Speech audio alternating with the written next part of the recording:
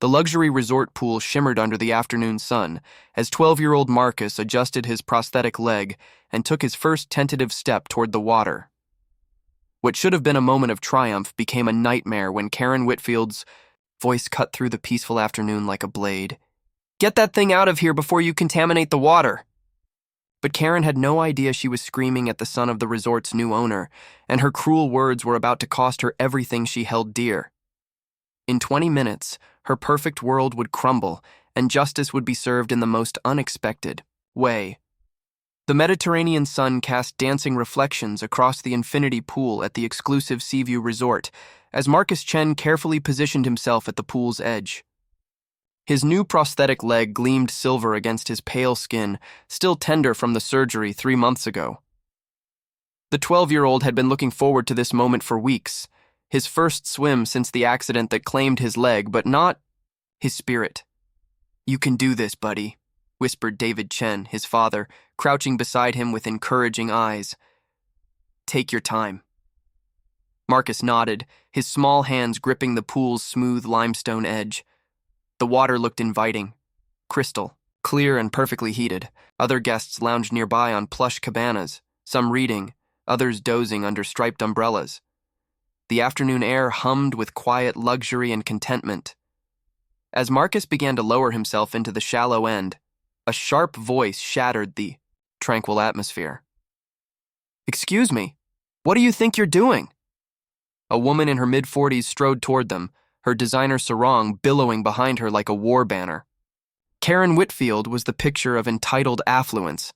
Perfectly coiffed blonde hair, gleaming jewelry that caught the sunlight, and an expression of pure indignation etched across her Botoxed features. David straightened, instinctively moving, closer to his son. "I'm sorry. Is there a problem?" "A problem?" Karen's voice pitched higher, drawing stares from nearby guests. "That thing," she pointed directly at Marcus's prosthetic, "doesn't belong in a sanitary swimming environment. This is a 5-star resort, not some charity rehabilitation center." The words hit Marcus like a physical blow. He froze halfway into the pool, his face flushing with shame and confusion. The other children who had been playing nearby stopped, their games, their parents suddenly alert to the unfolding drama. "Ma'am, my son has every right to use this pool," David said, his voice steady but with steel underneath. "He's a paying guest just like everyone else."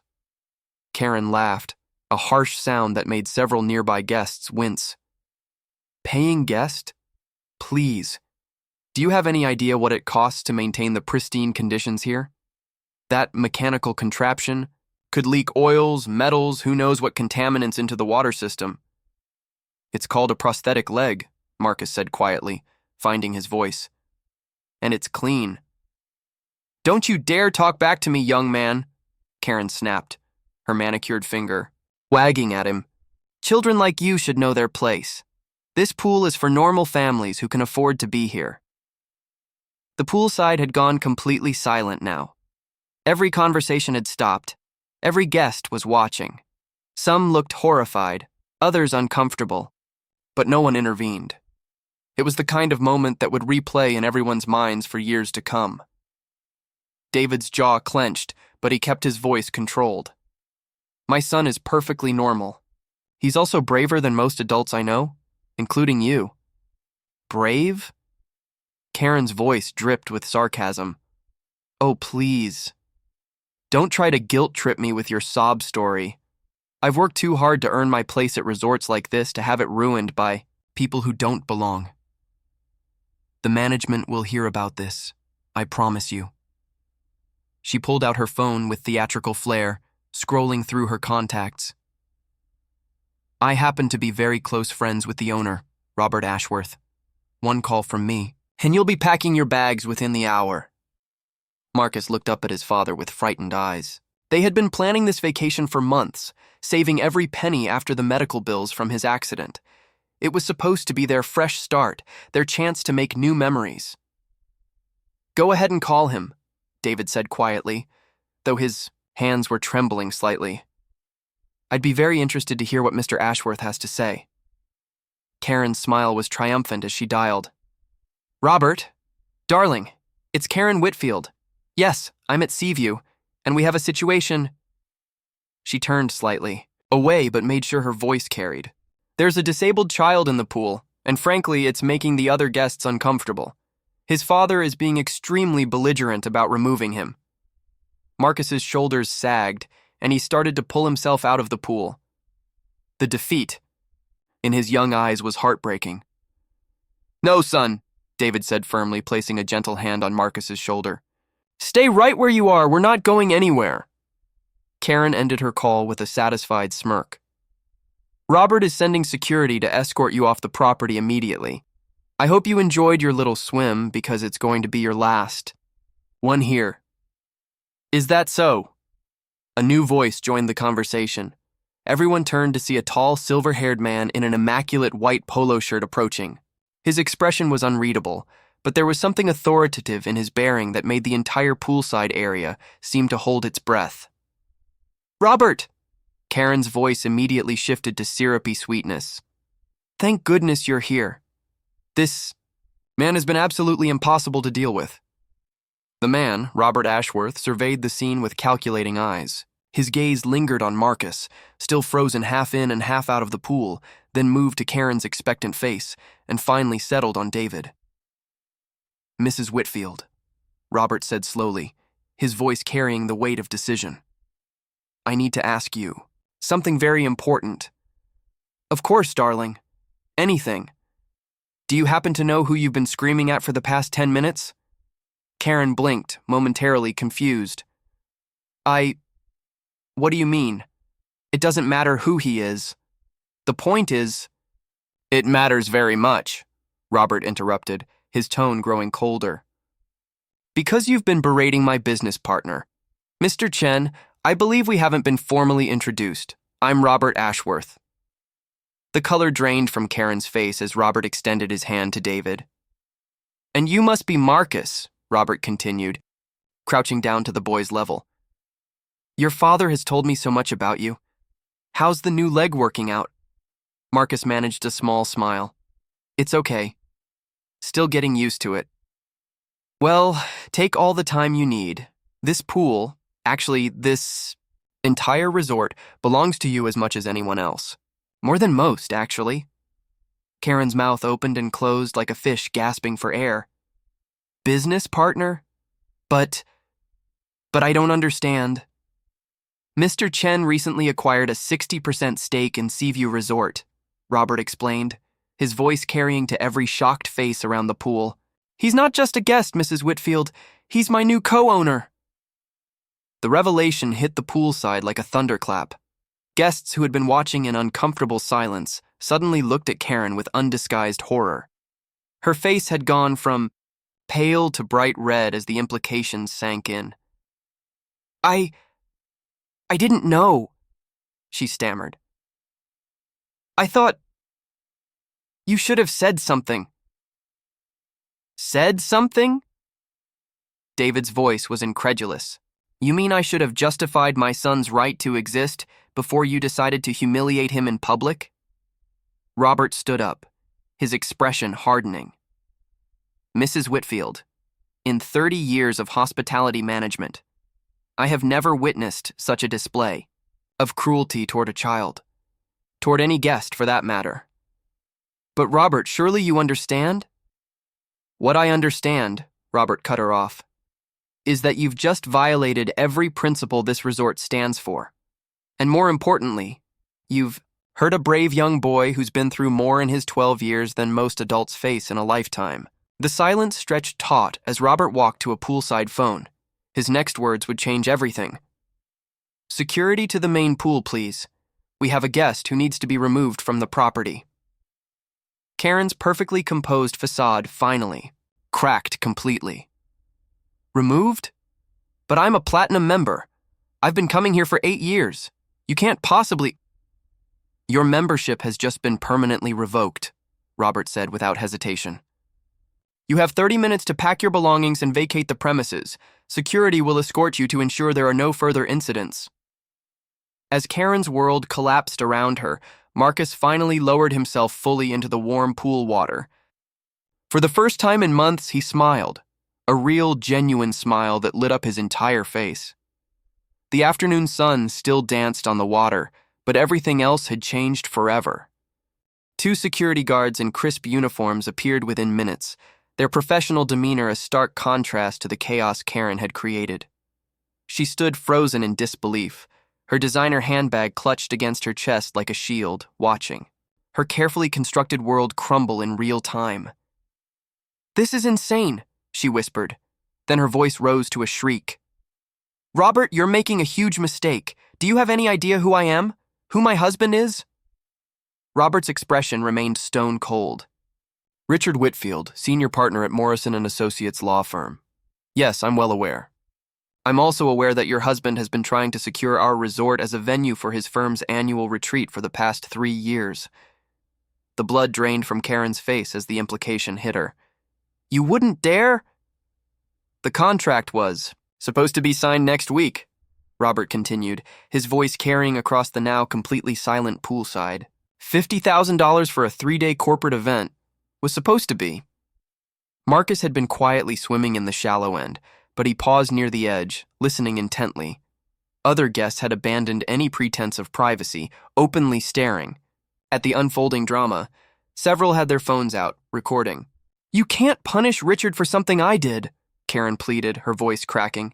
"He had nothing to do with this." "Didn't he?"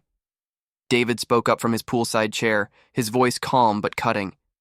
"Because 15 minutes ago you were very confident that your connections and your husband's influence would get my son thrown out of this pool. You seemed quite comfortable using his reputation as a weapon." Karen spun toward him, desperation replacing her earlier arrogance. "Look, maybe I was hasty. Maybe I spoke out of turn. But surely we can work this out like civilized people. I'll apologize." "To who?" Marcus's young voice interrupted her. He had swum to the pool's edge and was looking directly at her with surprising composure. "To me? Or to the other kids like me who might come here and hear what you really think about us?" The simplicity of his question hit harder than any adult accusation could have. Karen opened her mouth, but no words came out. "Mrs. Whitfield," one of the security guards said gently, "we need to escort you to your room to collect your belongings." "Wait!" Karen's voice turned shrill with panic. "Robert, please, I made a mistake. I'm willing to make amends. What if I donated to a charity? Something for disabled children. I could write a check right now." "You think you can buy your way out of traumatizing a child?" David's voice carried a dangerous edge now. "You think money erases what you said to my son?" Robert raised a hand to calm the situation. "Mrs. Whitfield, your 30 minutes started 5 minutes ago. I suggest you use your remaining time wisely." As Karen was led away by security, her protests echoing across the resort grounds, the other poolside guests began to whisper among themselves. David noticed several parents pulling their children closer, having hushed conversations about what they'd witnessed. "Dad?" Marcus had climbed out of the pool and was wrapping himself in a towel. "Are we really co-owners of this place?"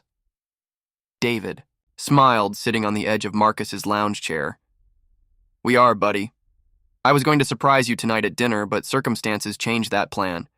Why didn't you tell me before?" "Because I wanted you to experience this place as just a kid on vacation first, not as someone who owned it." David's expression grew serious. "What that woman said to you, that had nothing to do with who we are or what we own. She was wrong no matter what." Marcus nodded thoughtfully. "She was scared." "Scared?" David was surprised by his son's insight. "Yeah. Scared that if kids like me can do normal things, then maybe her being normal isn't as special as she thought." Robert, who had been quietly observing from nearby, walked over. "That's remarkably wise for someone your age." "My therapist says I'm pretty smart about people now," Marcus said matter-of-factly.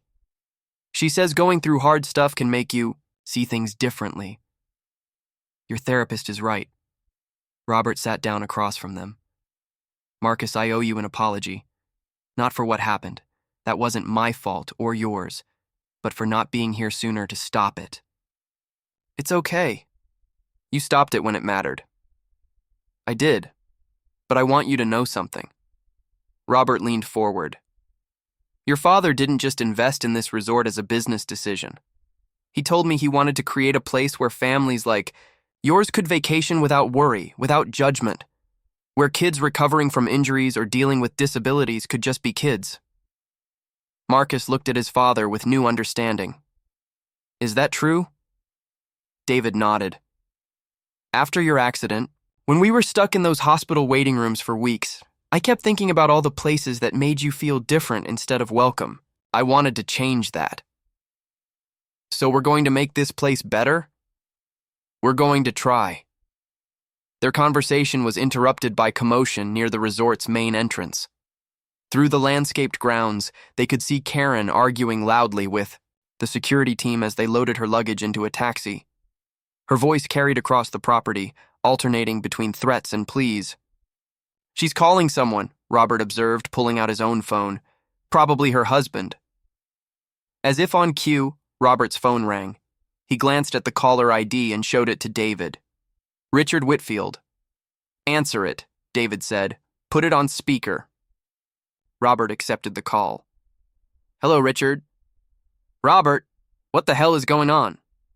Richard Whitfield's voice was tight with controlled anger. I just got a hysterical call from Karen saying you've banned her from the resort and canceled our corporate contract? That's correct. Over what? She said there was some misunderstanding about a disabled child. There was no misunderstanding, Robert interrupted. Your wife verbally abused a 12-year-old boy, called his prosthetic leg a thing, and demanded he be removed from the pool because she felt his disability was contaminating the water. The silence on the other end stretched for several seconds. When Richard spoke again, his voice was different, quieter, strained. She said what? She also informed him that children like him don't belong at five-star resorts and should know their place. Jesus Christ. The words came out as a whisper. Is the boy all right? David leaned toward the phone. He's resilient, but no child should have to be resilient in the face of that kind of cruelty. Who is this? David Chen, the boy's father, also your former potential business partner and current co-owner of this resort. Another long silence. I see. Richard, Robert continued, I've known you professionally for years. You've always struck me as a decent man, but I can't separate your wife's actions from your family's relationship with this business. I understand. Richard's voice was hollow. For what it's worth, I'm horrified. This isn't... Karen's been under a lot of stress lately, but that's no excuse for what you've described. Stress doesn't make people cruel to children, Marcus said quietly into the phone. It just shows who they really are. The line went completely quiet. When Richard spoke again, his voice was thick with emotion. You're right, son. You're absolutely right. Richard, David said, I want you to know that your wife's actions don't just affect her. They reflect on your firm, your clients, everyone associated with your family name. Is that really the legacy you want? No, it's not. Richard's voice was barely audible. I need to go deal with this, with her. And I owe you all an apology that I can't even begin to formulate right now. The call ended, leaving the poolside strangely quiet. Other guests had gradually returned to their activities, but the atmosphere remained charged with the afternoon's events. Think he'll really do anything about it? David asked. Robert's phone buzzed with a text message. He read it and showed the screen to David. It was from Richard Whitfield. Karen's membership at the country club suspended pending investigation. Firm partnership meeting called for Monday. Some actions have consequences that extend beyond the person who commits them. Marcus, who had been quietly listening to everything, looked up at his father. Dad? Yeah, buddy. I think I want to. Swim some more now. As Marcus dove back into the pool, his prosthetic leg gleaming in the afternoon sun like a badge of courage rather than shame, David realized that justice sometimes came in waves. The first wave had crashed over Karen at poolside. But as he watched his son swim with pure joy, David suspected the second wave was just beginning to build. The next morning brought an unexpected visitor to the resort. David was having breakfast with Marcus on their suite's private terrace when Robert appeared at their door, his usual composed demeanor replaced by barely contained excitement. "You need to see this," Robert said, holding up his tablet. "The video from yesterday has gone viral." David's stomach dropped. "What video?" "One of the guests posted it on social media last night. It's already been shared over 200,000 times." Robert's expression was complex, part concern, part amazement. "The internet has found Karen Whitfield." Marcus looked up from his pancakes. "Is that good or bad?" "That depends on your perspective," Robert said, settling into a chair. "For Karen, it's a disaster. For kids like you, it might be the best thing that could have happened." The video, shot from multiple angles by different guests, captured every moment of Karen's tirade. The audio was crystal clear, her voice calling Marcus's prosthetic that thing, her demand that he be removed from the pool, her assertion that disabled children didn't belong at five-star resorts. "Look at the comments," Robert said, scrolling through the responses. "Parents of disabled children sharing their own stories. Disability advocates calling for boycotts of businesses that discriminate. And look at this." He pointed to a verified account with a blue check mark. "Senator Patricia Hayes, chair of the Senate Disability Rights Committee, has requested a meeting with you about federal accessibility legislation." David's phone rang. The caller ID showed Richard Whitfield. "Mr. Chen?" Richard's voice was strained, exhausted. "I need to speak with you, in person. Can I come to the resort?" "I'm not sure that's... Please." "I know you have no reason to trust me, but there are things you need to know. About Karen. About what's happening right now." David exchanged glances with Robert, who nodded. 1 hour. The resort's conference room. 55 minutes later, Richard Whitfield walked into the conference room looking like he'd aged 10 years overnight. His usually immaculate appearance was disheveled, his eyes red-rimmed with fatigue. "Thank you for seeing me," he said, his voice barely above a whisper. "I know I have no right to ask for your time." "You're right," David said bluntly. "But I'm curious what you have to say." Richard sat down heavily. "Karen's been suspended from the country club. The video reached the board of directors before breakfast this morning. They're considering permanent expulsion. I assume that's not why you're here." "No." Richard pulled out a manila folder. "This is." He spread several documents across the table. "Karen isn't just a member of the Elmwood Country Club. She's been serving on their youth scholarship committee for the past 3 years, the committee that decides which underprivileged children get access to their summer programs." David felt a chill run down his spine. "What kind of programs?" "Swimming lessons, tennis instruction, academic tutoring." Richard's voice was hollow. "Programs specifically designed to help kids from disadvantaged backgrounds, including those with disabilities." The implications hit David like a physical blow. "She's been gatekeeping. Yes. I found emails on her computer last night. Dozens of them. Applications from families with disabled children that she marked as inappropriate for the club environment. Kids who were qualified, who needed those programs, who were rejected because of her personal prejudices." Robert leaned forward. "How many children?" "Over 60 in 3 years, maybe more." Richard's hands shook as he spoke. "She called them charity cases that would diminish the club's reputation. She convinced the other committee members that these kids would be disruptive to the club's atmosphere." "Jesus," David whispered. "There's more." Richard pulled out printed emails. "She's been coordinating with other exclusive clubs in the area, sharing names, warning them about families with disabled children who might apply for memberships or programs.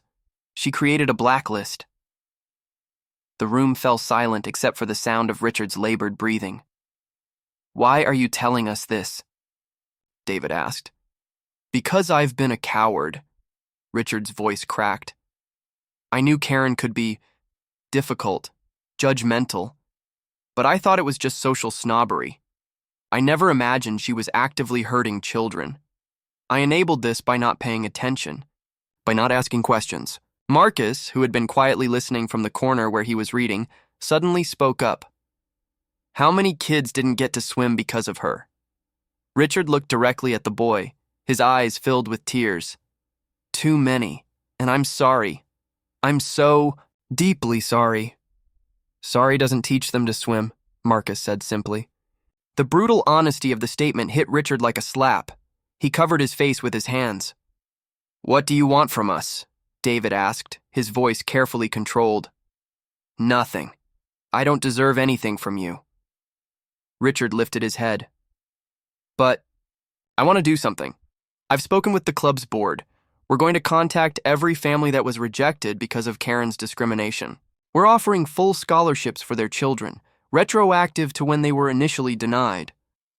That's a start, Robert said. What else? I've retained an independent investigator to audit every decision Karen made on that committee. If we find evidence of discrimination, we'll refer it to the state attorney general. Richard's voice grew stronger. I'm also establishing a foundation for kids with disabilities who want to access recreational programs. It'll be funded by liquidating Karen's trust fund. David raised an eyebrow. She agreed to that? She doesn't have a choice. The trust was established by her parents with a moral conduct clause. Her behavior violates it explicitly. The trustees have the authority to redirect the funds to charitable purposes. How much money are we talking about? $2.3 million. The number hung in the air like a thunderclap. Her parents' money? David asked. Her parents built their fortune selling medical equipment to hospitals, prosthetics, wheelchairs, mobility aids. Richard's voice was bitter with irony. They'd be horrified to know their daughter was using their wealth to exclude the very children their business was designed to help. Marcus looked up from his book. Are her parents still alive? Her father died 5 years ago. Her mother is in assisted living with dementia. Richard paused. But her mother's sister is very much alive. She's the one who contacted the trust's lawyers after seeing the video. Let me guess, Robert said. She's not happy. She's furious. She's also a retired federal judge who specialized in civil rights cases. Richard managed a weak smile. She's flying in from Seattle tomorrow to personally oversee the trust's restructuring. David leaned back in his chair, processing everything. So Karen's trust fund is being converted into a foundation for disabled children. She's been exposed as running a discrimination scheme against kids with disabilities, and her own aunt is coming to hold her accountable? That's just the beginning, Richard said. The state attorney general's office called this morning. They're opening a formal investigation into discriminatory practices at private clubs. Karen's emails are evidence in what could become a landmark civil rights case. What about you? David asked. Your law firm? Richard's expression darkened. Emergency partners meeting was this morning. I've been asked to take a leave of absence while they conduct their own investigation. If they find that Karen's actions have compromised the firm's reputation or ethical standing, I'll be forced to resign. And if you don't resign, then I'll lose everything I've worked for over the past 20 years. My partnership, my reputation, my livelihood. Richard met David's eyes. But honestly, after what I've learned about what Karen's been doing, I'm not sure I deserve to keep any of it. The conference room door opened, and a young woman in a business suit entered. Mr. Whitfield? I'm Sarah Chen from Channel 7 News. We understand you have a statement to make about the viral video involving your wife?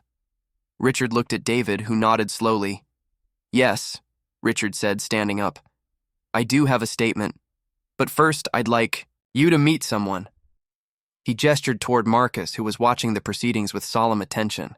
This is Marcus Chen, the boy my wife attacked yesterday, and I want him to hear what I have to say before anyone else does. As cameras began rolling and reporters gathered, David realized the second wave of justice was about to crash down. But this time, it wouldn't just be about Karen.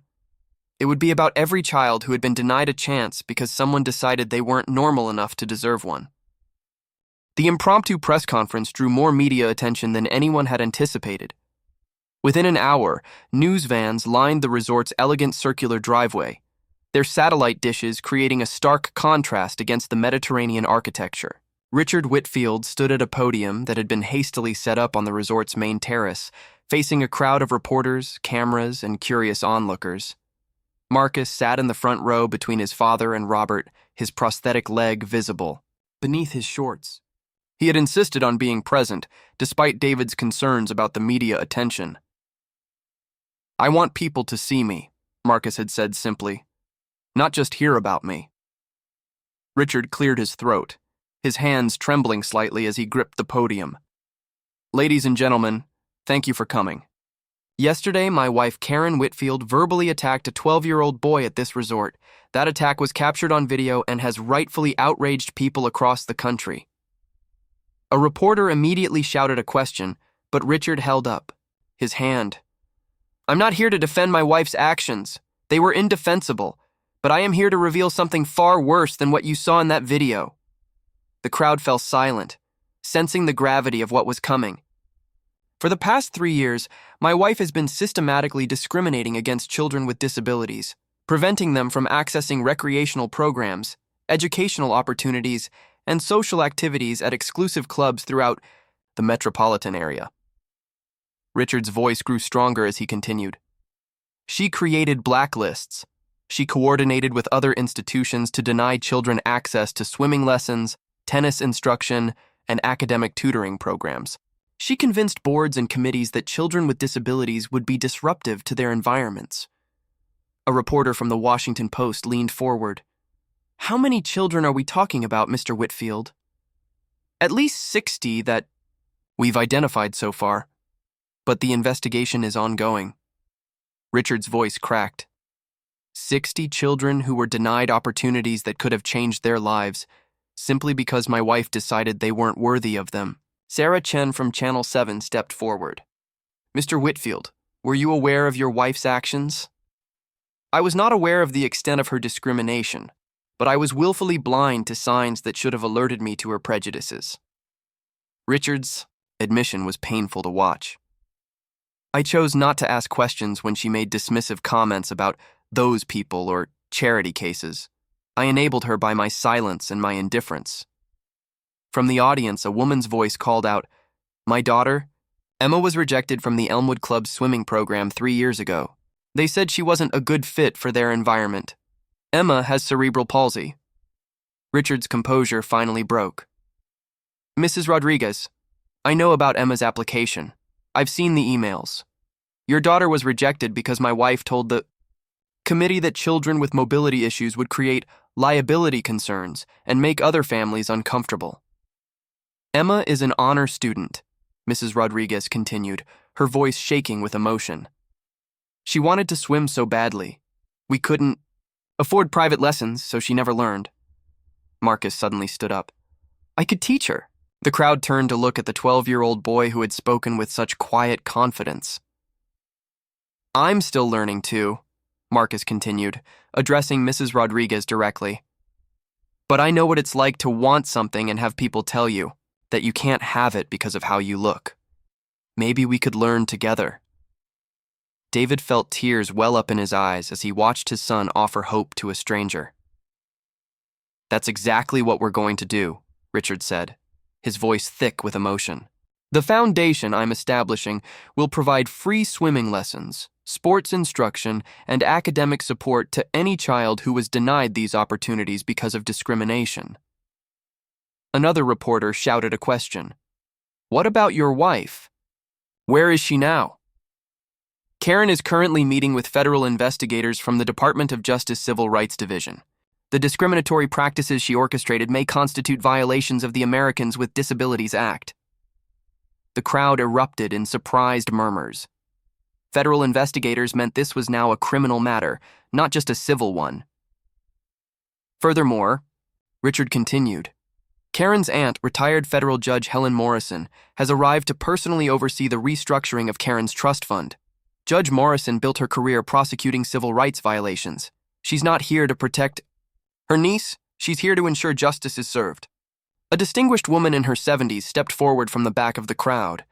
Her silver hair was pulled back severely, and her eyes held the sharp intelligence of someone who had spent decades in courtrooms. "I'm Judge Morrison," she announced. her voice carrying the authority of someone accustomed to being obeyed. "I've been reviewing the evidence of my niece's actions for the past 18 hours. What I've found is unconscionable." The crowd pressed closer as Judge Morrison approached the podium. Karen was raised by parents who dedicated their lives to helping people with disabilities.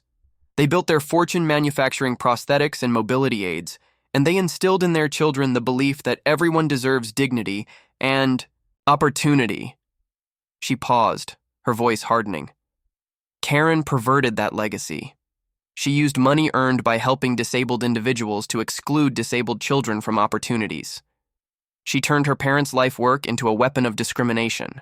"What happens now?" a reporter asked. "Now we correct the damage she's caused," Judge Morrison replied. "Every child who is denied access to programs because of Karen's discrimination will receive not just the opportunities they were denied, but additional support to help them catch up on what they've missed." Marcus raised his hand like he was in school. "Judge Morrison?" "Yes, young man?" "What about the other kids we don't know about yet? The ones who gave up trying because they got rejected so many times?" Judge Morrison's stern expression softened slightly. "That's an excellent question. We're going to find them.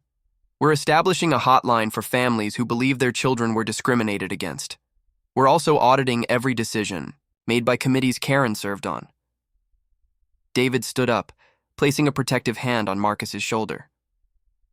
"My son raises an important point. This isn't just about the children we can identify. It's about the children who stopped believing they deserved the same chances as everyone else." "Exactly," Judge Morrison agreed. "Which is why the foundation will do more than just provide services. It will actively seek out children who have been marginalized and help them understand that they have the same rights and opportunities as any other child." A reporter from CNN stepped forward. "Mr. Whitfield, you mentioned that your law firm is conducting its own investigation. What are the potential consequences for your career?" Richard straightened his shoulders. "If my partners determine that my failure to recognize and address my wife's discrimination has compromised the firm's integrity, I will resign. If they find that I knowingly ignored red flags that could have prevented harm to children, I will surrender my law license. And if you're cleared of wrongdoing, then I will spend the rest of my career providing free legal services to families who have been victims of discrimination. I will work to strengthen disability rights legislation and ensure that what Karen did can never happen again." The crowd fell silent as the weight of Richard's commitment sank in. Marcus looked up at his father. "Dad, can I say something?" David nodded, and Marcus approached the podium. Richard immediately lowered the microphone to the boy's height. "Hi," Marcus said, his young voice carrying clearly across the crowd. "I'm Marcus. I'm the kid from the video." The assembled reporters and onlookers leaned forward, captivated by the boy's simple introduction. "Yesterday, Mrs. Whitfield called my prosthetic leg that thing and said I didn't belong in the pool. It hurt my feelings, but it also made me understand something important." Marcus paused, gathering his thoughts. There are probably lots of kids who hear things like that every day. Kids who get told they're different or wrong or that they don't belong. And maybe some of those kids start believing it. His voice grew stronger. "But I want those kids to know something. You do belong. You belong in pools and playgrounds and schools and anywhere else you want to be. And if someone tells you different, they're wrong. Not you. Them." The crowd was completely silent, hanging on every word from the 12-year-old boy. "Mrs. Whitfield was wrong about me, and she was wrong about all those other kids too. But now we're going to make sure that other kids don't have to hear what I heard. We're going to make sure they get their chances."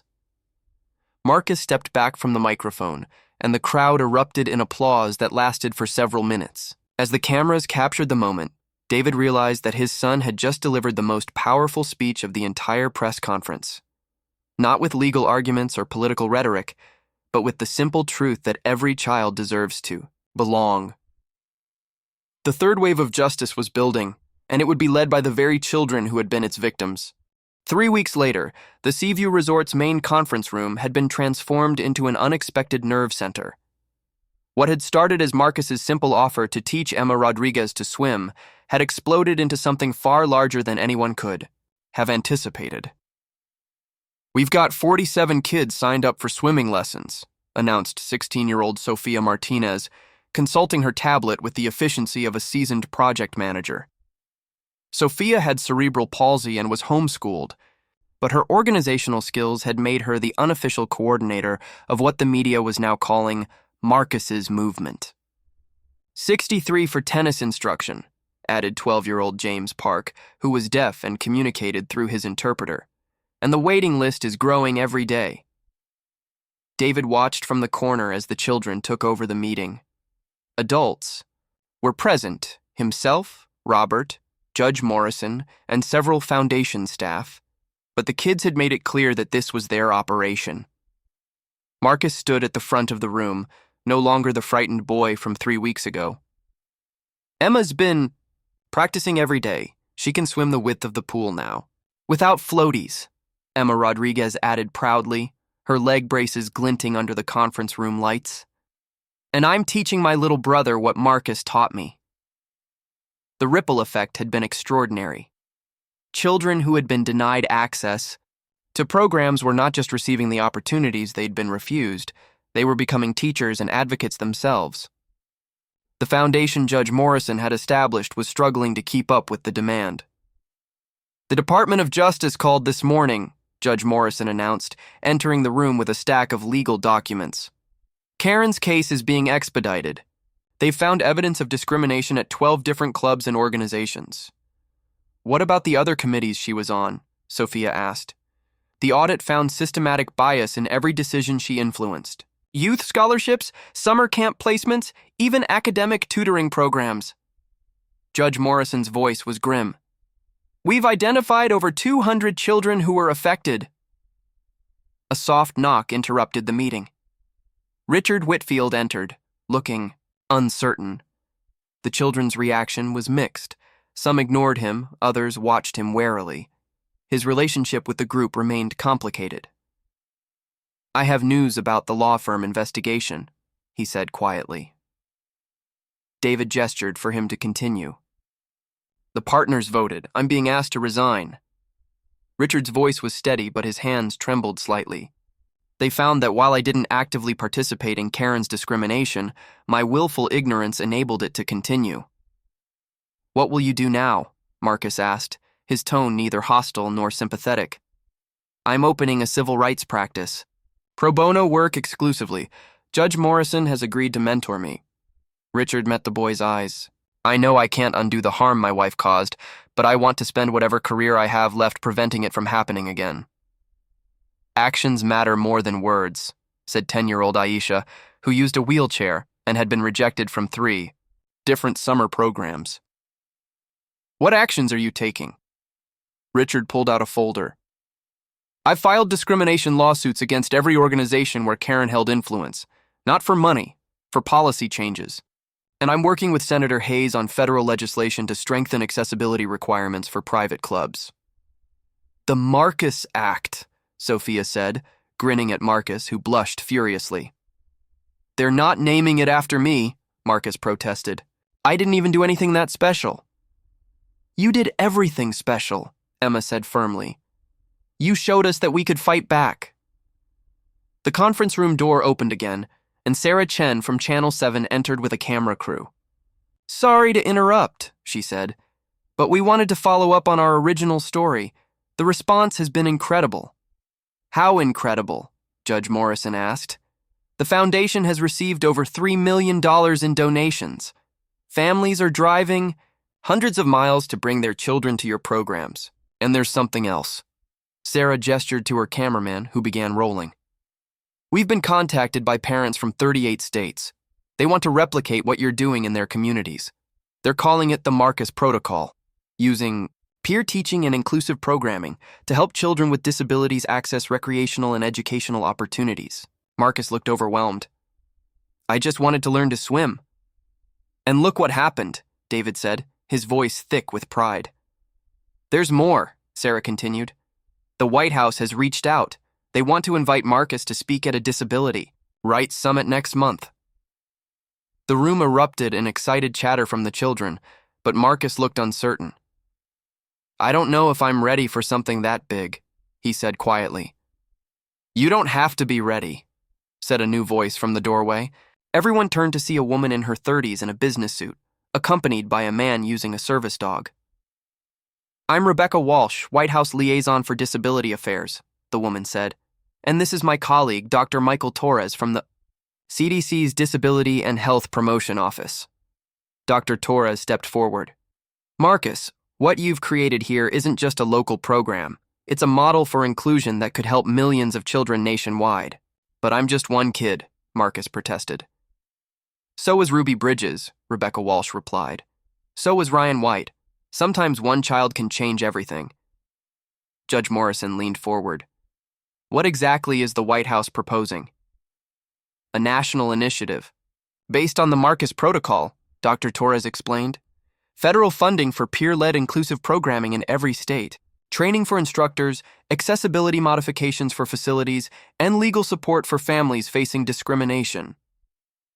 "How much funding?" Sophia asked, ever practical. $50 million in the first year with potential for expansion, based on results." The room fell silent as the magnitude of the proposal sank in. "There's one condition," Rebecca Walsh added. "The program would need youth ambassadors, children who have experienced discrimination but overcome it to help others, children who can speak to Congress, meet with governors, and inspire other kids to believe in themselves." Marcus looked around the room at his friends, Emma with her leg braces, Sophia with her communication device, James with his interpreter, Aisha in her wheelchair. All children who had been told they didn't belong, now being asked to lead a national movement. "We don't have to decide right now," Marcus said slowly, "but maybe we should vote on it, all of us together." "All in favor of changing the world?" Sophia called out, grinning. Every hand in the room went up. "Then I guess we're doing this," Marcus said, his voice growing stronger. "But we do it our way. We make sure it's really about the kids, not about the adults who want to use us to look." "Good," Rebecca Walsh nodded respectfully. "Absolutely. This would be your program, your message, your rules." As the meeting continued with discussions of logistics and timelines, David stepped outside onto the resort's terrace. The same pool where Karen had attacked his son 3 weeks ago now sparkled in the afternoon sun, filled with children of all abilities laughing and playing together. His phone buzzed with a text message from an unknown number. "Mr. Chen, this is Karen Whitfield. I've been watching the news coverage. I want you to know that I'm in therapy, and I understand now how wrong I was. I'll probably go to prison, but I needed you to know that your son taught me something I should have learned decades ago. He has more grace than I ever had." David deleted the message without responding. Some apologies were too little, too late. But as he watched Marcus teaching a group of younger children how to float on their backs, David realized that forgiveness wasn't really the point anymore. The point was ensuring that no other child would ever have to endure what his son had endured. The third wave of justice wasn't about punishment or revenge. It was about transformation. And it was just getting started. Tomorrow, they would begin planning for a national movement. But today, children who had been told they didn't belong were teaching each other that they belonged everywhere. The pool, once a symbol of exclusion, had become a symbol of hope, and that hope was spreading far beyond the resort's carefully manicured grounds. 1 year later, Marcus stood on the steps of the U.S. Capitol, wearing his best suit and a nervous smile. The bronze plaque beside him read, "The Marcus Chen Center for Inclusive Excellence, the first federally funded facility designed entirely by and for children with disabilities." "You ready for this?" Sophia asked, rolling up beside him in her custom wheelchair, decorated with inspirational quotes from young advocates nationwide. "As ready as I'll ever be," Marcus replied, adjusting his prosthetic leg one final time. The device had been upgraded twice in the past year, but he'd kept the original silver finish that had gleamed so defiantly in the pool that day. Behind them, 150 children from all 50 states gathered on the Capitol steps. Each had their own story of discrimination overcome, of barriers broken, of communities changed. They called themselves the Marcus Generation, though Marcus himself still insisted the name was embarrassing. The doors opened, and they began filing into the Senate chamber where exactly 1 year ago, Karen Whitfield had been sentenced to 18 months in federal prison for violating the civil rights of children with disabilities. Today, the same. Chamber would witness something unprecedented, a joint session of Congress where children would present legislation they had written themselves. The Inclusive Opportunity Act, drafted primarily by teenagers who had experienced discrimination firsthand, would mandate accessibility standards for all youth programs receiving any form of government funding. It would create a national reporting system for discrimination complaints. Most importantly, it would establish peer advocacy programs in every school district in America. As they took their seats in the gallery, Marcus spotted familiar faces throughout the chamber. Judge Morrison sat with the Supreme Court justices, having recently been nominated to fill a vacancy despite her retirement. Richard Whitfield was in the public section, his new civil rights practice having successfully litigated 47 discrimination cases in the past year. David and Robert sat together in the family section, both men looking proud and slightly overwhelmed by how far they'd all come. The Seaview Resort had become the unofficial headquarters of the inclusion movement, hosting conferences and training programs for advocates from around the world. "Ladies and gentlemen," announced the Speaker of the House, "it is my honor to introduce the primary author of the Inclusive Opportunity Act, 16-year-old Marcus Chen." The chamber erupted in applause as Marcus made his way to the podium. His limp was barely noticeable now, not because he'd hidden it, but because he'd learned to carry himself with the confidence of someone who belonged exactly where he was. "Mr. Speaker, distinguished members of Congress, fellow advocates," Marcus began, his voice carrying clearly through the chamber. 2 years ago, I was afraid to get in a swimming pool because I thought my prosthetic leg made me different.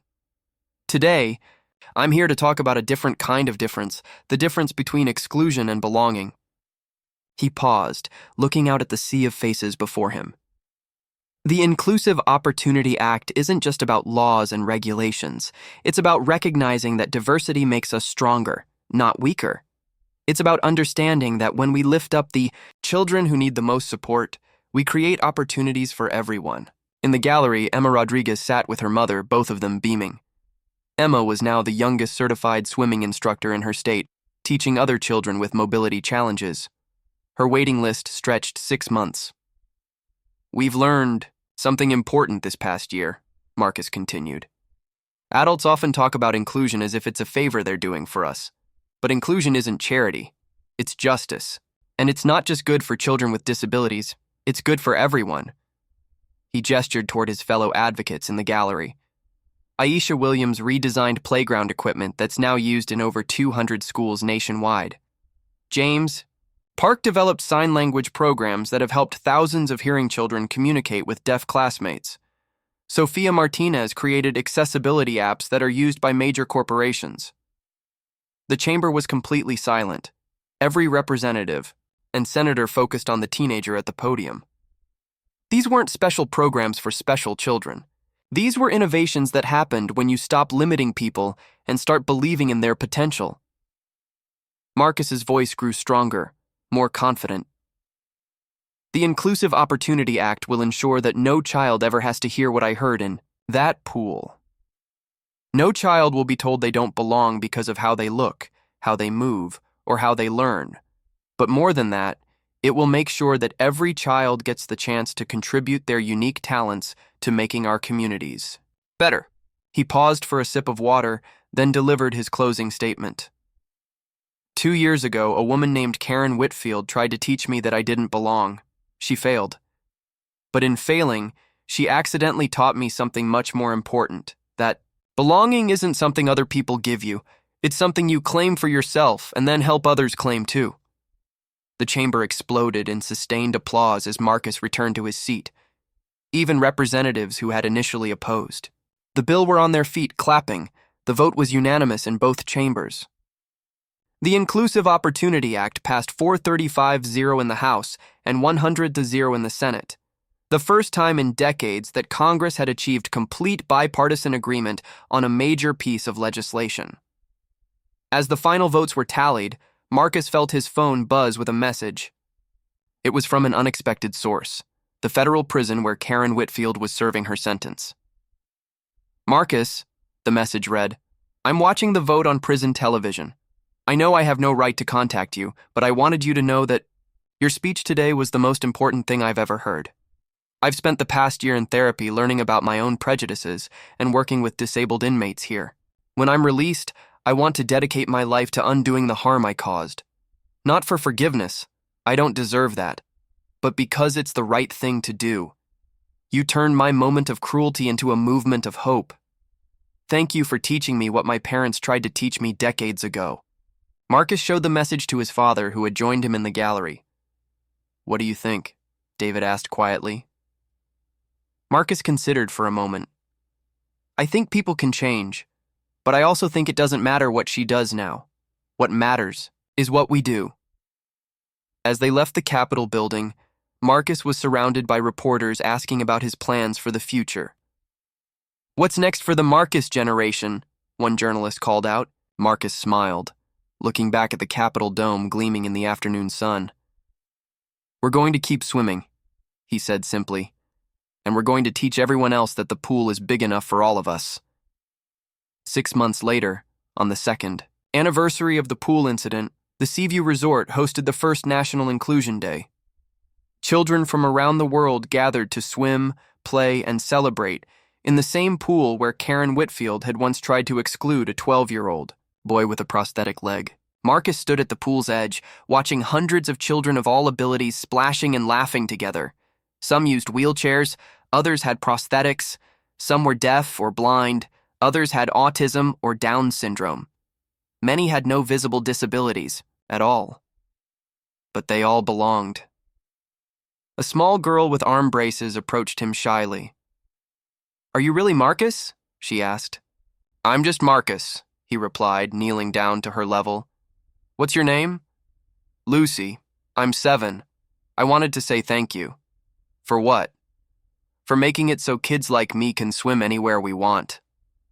Marcus smiled, remembering another conversation from 2 years ago. "You could always swim anywhere you wanted, Lucy. I just helped remind some grown-ups that they needed to make room." As the sun set over the Mediterranean, Marcus dove into the pool one more time. His prosthetic leg caught the light just as it had on that terrible day 2 years ago. But now it gleamed like a badge of honor, rather than a source of shame. The water was warm, welcoming, and filled with the laughter of children who knew they belonged. Karen Whitfield's moment of cruelty had been transformed into a movement of inclusion that would outlast them all. And in the end, that was the most perfect justice of all. Not punishment, but transformation. Not revenge, but hope. The pool had always been big enough for everyone. Now, finally, everyone knew it.